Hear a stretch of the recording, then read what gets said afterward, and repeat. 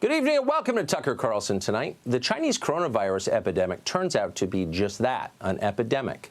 There's no denying that now. According to the official count, this country has recorded more than 500 cases of the virus and suffered at least 24 deaths. The real number is without question far higher than that. Soon we will have a better sense of just how much higher. By then, this epidemic will have caused economic damage whose effects may dog us for years. People you know will get sick. Some may die. This is real. That's the point of this script, to tell you that. You'll be forgiven if the whole thing snuck up on you as if from nowhere. An obscure virus arising from a meat market in eastern China to sicken American citizens in Oregon and New Hampshire and Illinois and Midtown Manhattan. It sounds ridiculous. Nor have our leaders helped us to take it seriously. On the left, you've heard them tell you that the real worry is that you might use the wrong word to describe what's happening to the country. It's racist, they're telling you, to blame the most racist nation in the world for the spread of this virus. Right. Meanwhile, if we're being honest, the other side has not been especially helpful either. People you trust, people you probably voted for, have spent weeks minimizing what is clearly a very serious problem. It's just partisan politics, they say. Calm down. In the end, this is just like the flu, and people die from that every year.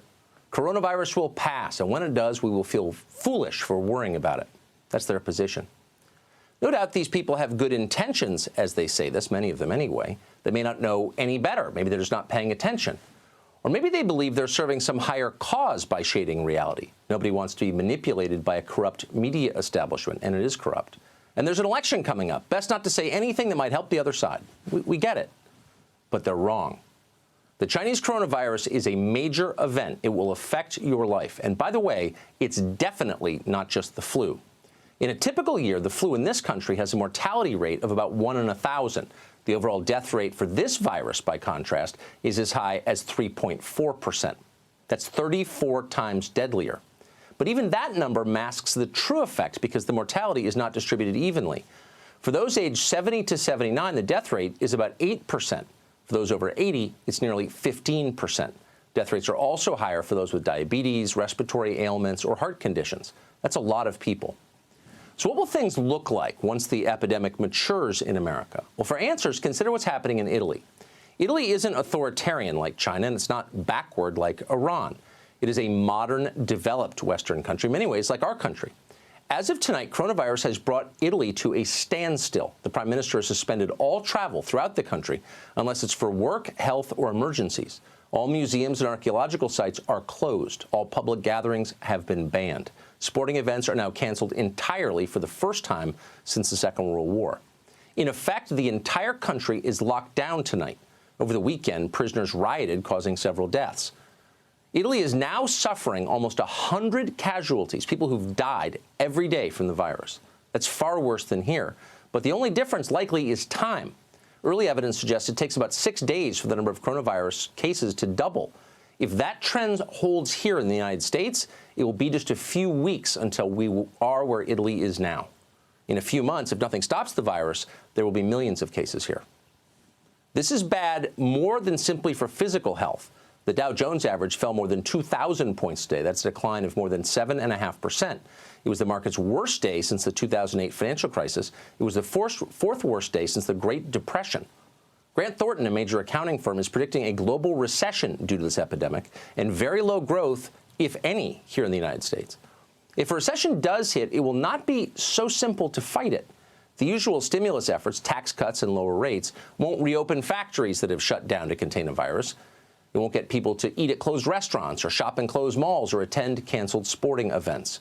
We're going to have a demand problem in this economy, and that's a big deal. In other words, our country is likely to experience a painful period we are powerless to stop. None of this is justification to panic. You shouldn't panic. In crisis, it's more important than ever to be calm. But staying calm is not the same as remaining complacent. It does not mean assuring people that everything will be fine. We don't know that. Instead, it's better to tell the truth. That is always the surest sign of strength. As they level with us, our leaders ought to prepare the public for what may come next. If a recession is coming, we need to save money for the possible effect of that. If travel restrictions are coming, we should know that too. Already, the nonstop Acela train service between New York and Washington, which is critical to a lot of people, has been suspended. The Indian Wells tennis tournament in California, one of the largest in the world, has been canceled for this year. The March Madness basketball tournament is supposed to start in a couple of weeks, but it could be held in front of empty stands or postponed or canceled as well. In the end, you may be given the option to work from home, but eventually may be ordered to do that. You should know. We should also focus on preparing our healthcare system for the worst.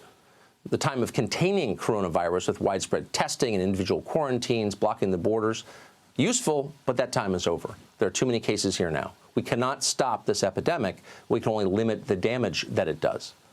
Now is also the time to start looking ahead to the future. Think about what it would mean to face a deadlier version of coronavirus. It's not unimaginable. It's very easy to imagine. Are we ready for that? We're not ready now. We ought to be. One of the first things we can do to prepare ourselves is break our dependence on China for essential medical supplies. Last week, China's official news service published a piece gloating that the country has brought coronavirus under control.